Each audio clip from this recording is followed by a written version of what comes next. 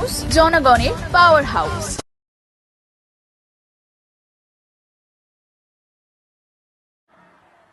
ছোট্টবেলায় পড়েছিলাম বাবুরাম সাপুরে, কোথা বা যাস বাপুরে, দুটো সাপ রেখে যা, যার চোখ নেই কান নেই, নানা রকম ছোটবেলায় পড়েছি, কত 1-2তে ভুলেও গেছি হয়তো। আমি এদের বলি, বোমা ফাটাবেন, বোমা। কি বোমা? না তো 26,000 টিচারদের চাকরি চলে যাবে। আমিও বলে রাখি, আমরাও লড়ে যাব, লড়াই করব। যাদের কথা বলা হয়েছে চাকরি বাতিল করা হলো, চিন্তা করবেন না, হতাশ হবেন না, কেউ জীবনের ঝুঁকি নেবেন না।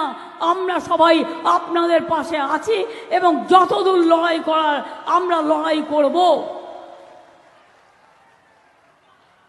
একজনকে দেখলেন না, বিজেপির হয়ে ভোটে দাঁড়িয়ে গেল, তার অর্ডার ছিল এটা। সুপ্রিম কোর্ট এটাকে একদম স্যাটাসাইড করে দিয়েছিল, দিয়ে বলেছিল নতুন ডিভিশন বেঞ্চ করে আলোচনা হোক। আরে কাকে নিয়ে করবেন নতুন ডিভিশন বেঞ্চ? বিচারের বাণী নীরবে নিভৃতে কাঁদে, কতদিন আগে রবীন্দ্রনাথ ঠাকুর লিখেছিলেন। সবাই, আমি বিচারক নিয়ে বলছি না, রায় নিয়ে আমি বলতে পারি, এটা আমার অধিকার আছে। টোটাল রায়টাকে আমরা চ্যালেঞ্জ করছি। তার কারণ 26,000 ছেলে মেয়ে মানে প্রায় 1.5 লক্ষ 2 লক্ষ পরিবার। বলছে কিনা 8 বছর তারা চাকরি করেছে, 4 সপ্তাহের মধ্যে সব টাকা ফেরত দিতে হবে। Is it possible?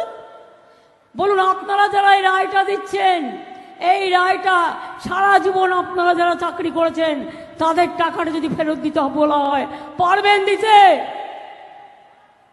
সবটাই তো সরকারি টাকায় চলেন, সরকারি গাড়িতে চলেন, সরকারি সিকিউরিটিতে চলেন। মানুষ আপনাদের সম্মান করে, আমরাও আপনাদের সম্মান করি। মনে রাখবেন, সারা ভারতবর্ষে বেকারের সংখ্যা হু করে বাড়ছে, আর আমরা যাদের চাকরি দিচ্ছি আপনারা আপনাদের আইনের খোঁচায়। এই অর্ডারটা বেআইনি অর্ডার, সেই জন্যই চ্যালেঞ্জ করে বলছি, অর্ডারটাকে আমি জাজকে বলছি না, অর্ডারটাকে বলছি বেআইনি অর্ডার। আমরা এটা নিয়ে উচ্চ আদালতে যাচ্ছি।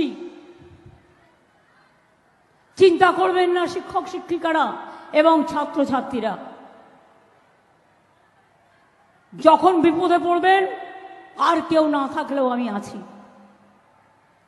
আর একটা কথা বলি, আরো 10 লক্ষ চাকরি আমার রেডি হয়ে আছে গভর্নমেন্টে। এই একটা হয়েছে, না মন্দির, না মসজিদ, না গুরুদ্বারা, না গির্জা, একটা বিজেপির বিচারালয়। বিজেপি যেটাকে বসে বিচার করে, রাজনৈতিক বিচার, এবং সেখানে বসে বসে অন্য লোকে পিল করলে দেবে তাকে কিল, আর বিজেপি পিল করলে ব্যাস, বিজেপি পিল করলে বেল, অন্য কেউ পিল করলে জেল। এই তো হয়ে গেছে এখানকার এই অবস্থা। আজ নয়, দীর্ঘ দিন ধরে চলছে। এটা বিচারপতিদের দোষ নয়, এটা কেন্দ্রীয় সরকারের দোষ।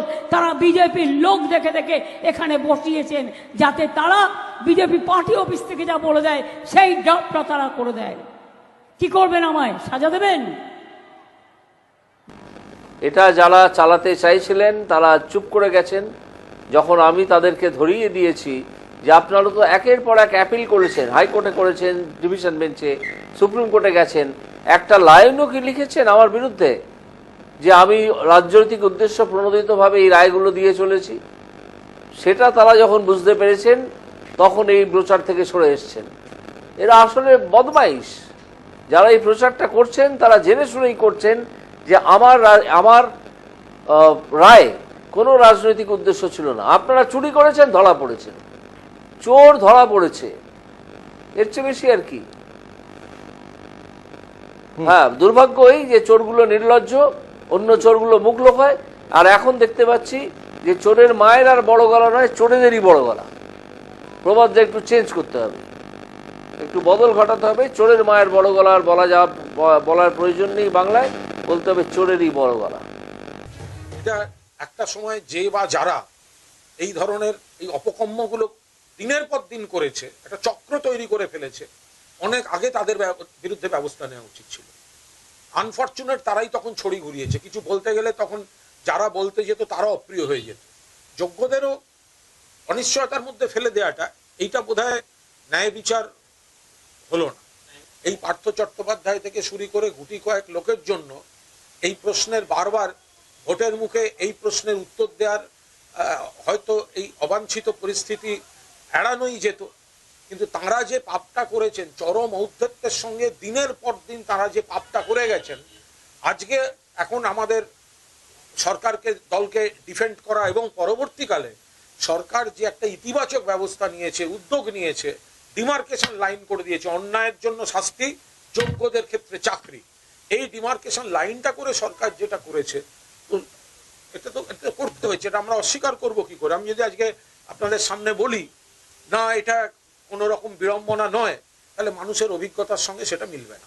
ব্রাত্যকে শিক্ষামন্ত্রী করা হয়েছিল, পার্থদা গাজওয়ারি করে ব্রাত্যকে সরিয়ে শিক্ষামন্ত্রী হয়েছিল।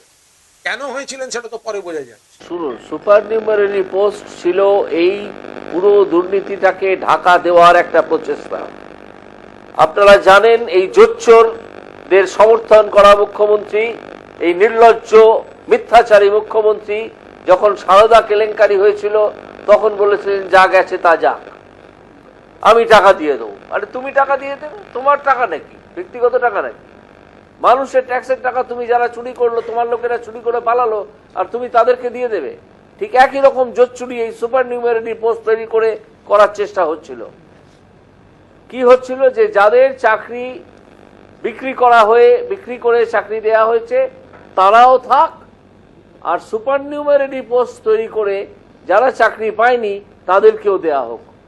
এইসব জোচ্চুরি, এইসব মিথ্যাচার আমরা বুঝি।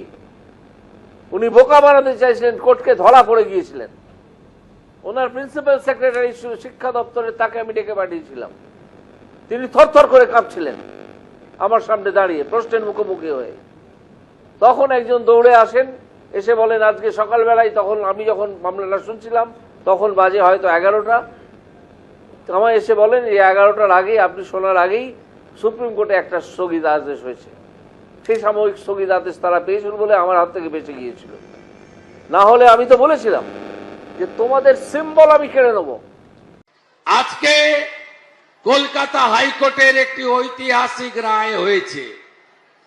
ঐতিহাসিক রায়ে যাদের চাকরি চলে গেছে তাদের নিয়ে আমার কোনো মন্তব্য নেই, কিন্তু এদেরকে দোকানটা খুলে চাকরি বিক্রি করেছিলেন মমতা ব্যানার্জি, তার সাকরেত পার্থ চ্যাটার্জি, 30 লক্ষ মেধাযুক্ত কর্মপ্রার্থীর যারা সর্বনাশ করেছেন, আজকে তাদের সর্বনাশ হয়েছে কলকাতা হাইকোর্টের ডিভিশন বেঞ্চে।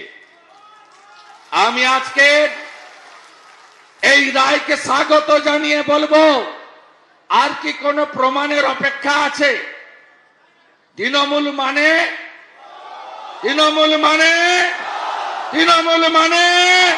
চোর ধরো, চোর চোর চোর ধরো, চোর চোর চোর ধরো।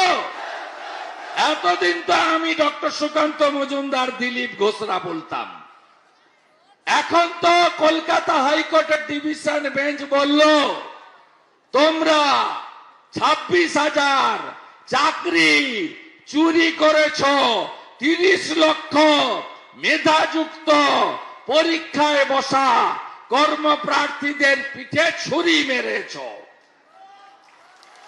এখান থেকে 100 কিলোমিটার দূরে চাকুলিয়াতে উন্মাদের মতো চিৎকার করছে চোরেদের রানী মমতা ব্যানার্জি। চিৎকার করছে, বলছে আমি এ রায় মানি না। আপনাকে মানতে হবে না, আপনাকে আমি নন্দীগ্রামে হারিয়েছি 1956 ভোটে। আমি আর ডক্টর মজুমদার দুই ভাই মিলে আপনাকে প্রাক্তন করে ছাড়বো, আপনি শুধু দেখতে থাকুন। এর অবস্থাটা হয়েছে কি জানেন? গাড়ির পিছনে দেখবেন লেখা থাকে, দেখবি আর জ্বলবি, লুচির মতো ফুলবি। এর অবস্থা তাই হয়েছে। এ সামলাতে পারছে না। আজকে কলকাতা হাইকোর্টের ডিভিশন বেঞ্চ একটা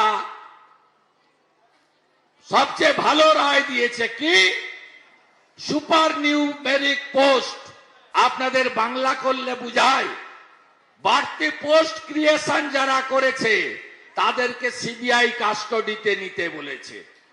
বাড়তি পোস্ট চোরেদেরকে রেগুলারাইজ করার জন্য কে করেছে? মমতা ব্যানার্জি করেছে। কবে করেছে? 5ই মে 2022 ক্যাবিনেট মিটিং এ করেছে। আমি এই সভা থেকে 5ই মে 2022 ক্যাবিনেটে যারা উপস্থিত ছিল তাদেরকে অবিলম্বে সিবিআই কাস্টডিতে নেওয়ার দাবি করি।